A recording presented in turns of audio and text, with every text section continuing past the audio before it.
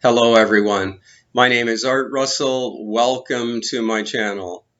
In today's video, I'm going to share some pointers which I hope will help lead to your direct recognition of true self, which also equates to discovering the source of lasting peace and joy.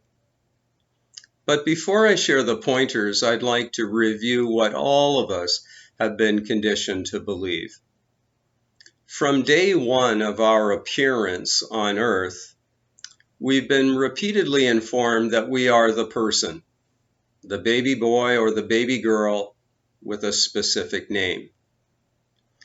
As that's repeated over and over, we naturally conclude that this must be what we are. We have little choice in the matter, actually no choice. We're told it and we believe that to be true. Now, as we live, we also learn that happiness is usually fleeting. The child gets the toy that he or she wants, and happiness arises. The child doesn't get the toy, and we also know what happens then. But there's also confusion about the source of our happiness. We believe that happiness is due to external things or achievements, and this creates suffering. Because if we get what we want, we're happy. And if we don't, we're not. But all of us know that life does not give what the person always desires. It just can't function that way. To dive deeper into our spiritual understanding, we've got to remain open to questioning our assumptions about what we actually are and the nature of the world. So I've got a couple of quotes here that I hope will take us deeper into our investigation. The first is from a book entitled Who Am I by Sri Ramana Maharshi, who realized the truth of his being when he was 16. Here's a question from a seeker and Sri Ramana Maharshi's reply.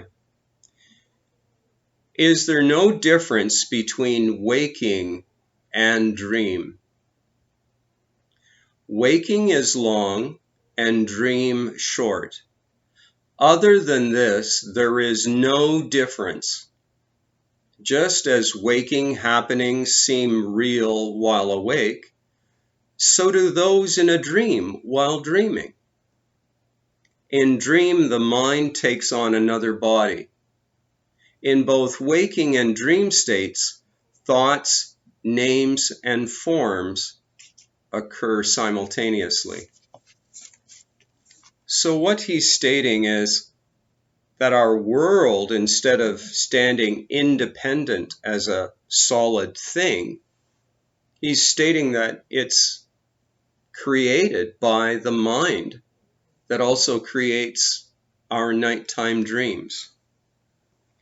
Here's another quote. This one is from The 10th Man by Wei Wu Wei, who was very knowledgeable in mystical teachings and knowledge primarily of the East. Here's what he's stating about our true nature. We are intemporal, in temporality, if you wish, which means beyond time. But what we seem to be temporarily is just appearance. Appearance, in the same way that objects, persons, and events appear during nighttime dreams. Now, I'm sure that many of you along the spiritual path have heard of the term the shift. And it's actually a shift in our perspective from believing, assuming that we are the person, to knowing that we are actually the awareness, which is eternal, in which the forms and events take place. When we live from this truth, suffering diminishes because we realize that there's truly nothing to fear. We are consciousness having an apparently human experience. I'd like to end this video by sharing that in Who Am I?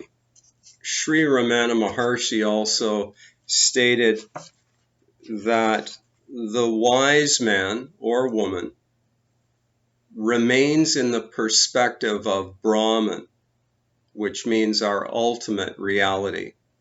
And he stated that that's like a wise man or woman that remains in the shade, where persons go outward and believing that they are the person, seeking enjoyment through things and events, but out in that hot, hot sun, and saying that if we're truly wise, we'll remain in the shade of the perspective of Brahman, what we truly are.